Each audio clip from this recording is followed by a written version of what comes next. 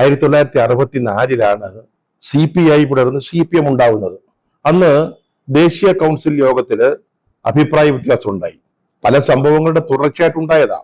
അന്ന് 32 ആളുകൾ ഇറങ്ങിപ്പോയിട്ട് CPM രൂപവൽക്കരിക്കുന്നു.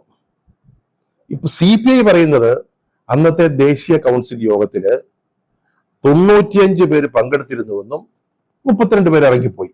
ബാക്കി 63 പേര് ആ യോഗത്തിൽ തുടർന്നു. അതായത് CPI പറയുന്നതിന്റെ അർത്ഥം പാർട്ടി വിടരുമ്പോൾ CPIക്കായിരുന്നു ഭൂരിപക്ഷം എന്ന. പക്ഷെ കഴിഞ്ഞ ദിവസം ചിന്തയിൽ വന്ന ഒരു ലേഖനത്തിൽ വ്യത്യസ്തമായ ഒരു കണക്കാ പറയുന്നത്. 65 പേരായിരുന്നു ഈ യോഗത്തിൽ പങ്കെടുത്തത്, 32 പേര് ഇറങ്ങിപ്പോയി. പിന്നെ ഒരു കൗൺസിൽ അംഗത്തിന്റെ ഭൂരിപക്ഷം മാത്രമാണ് CPIയുടെ അന്നത്തെ ഫ്രാക്ഷൻ ഉണ്ടായിരുന്നത് എന്ന് വാദിക്കുന്നു. ഉടനെ പിന്നെ CPIക്ക് അത് ഖണ്ഡിക്കാതിരിക്കാൻ പറ്റുമോ?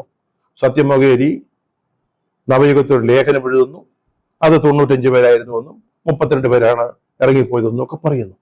ഇങ്ങനെ എല്ലാ കാര്യങ്ങളിലും ഈ രണ്ട് പാർട്ടികൾ തമ്മിൽ തർക്കമാണ്.